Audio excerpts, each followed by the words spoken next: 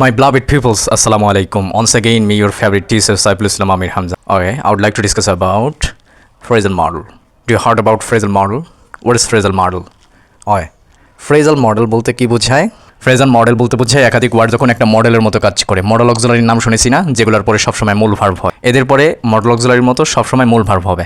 Have to, যেটাকে আমরা সংক্ষেপে হ্যাভটা বলি।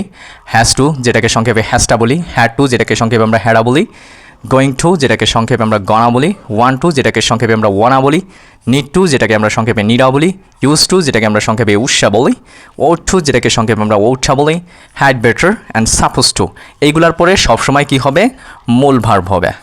ঠিক আছে, একটু সেন্টেন্সে চলে যাওয়া যাক। এক্সাম্পল হিসেবে চলে আসি। I suppose to talk with you, আমার তোমার সাথে কথা বলার ছিল। এখানে সাপোজ টু এরপরে কিন্তু মূল ভার্ব বসছে, আর সাপোজ টু একদম মডেলের মতো কাজ করছে। I gonna give my ever test, আমি আমার জীবনের শেষ পরীক্ষা দিতে যাচ্ছি। এখানে গোনাটা মডেলের মতো কাজ করছে, গিভটা হচ্ছে মূল ভার্ব। দে হ্যাভটা, হ্যাভটা হচ্ছে হ্যাভ টু এর সংক্ষেপ রূপ। ঠিক আছে, হ্যাভ টু এর কন্ট্রাকশন রূপ হচ্ছে হ্যাভটা। হ্যাভ টুকে স্মার্ট উপায়ে হ্যাভটা বলা হয়। দে হ্যাভটা বাঙ্ক, পালানো। ঠিক আছে, এটা কিন্তু মূল ভার্ব।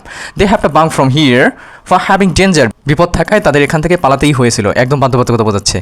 উই আউটটা, আউটটা কিন্তু আউট অফ। ঠিক আছে, আউট অফের তোমার হচ্ছে কন্ট্রাকশন ফর্ম হচ্ছে আউটটা। উই আউটটা সি, মূল verb. We ought to see you again after all. ঠিক আছে, অর্থাৎ আমরা তোমাদের আবার দেখব, আমরা তোমাদের আবার দেখবই। ঠিক আছে, সবশেষে আমরা তোমাদের আবার দেখব। ঠিক আছে, সবশেষে আমরা তোমাদের আবার দেখব।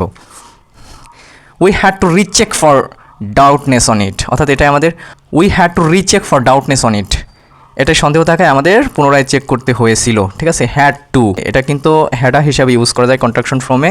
ঠিক আছে, এখানে উই হ্যাড রিচেক মূল verb for doubtness on it.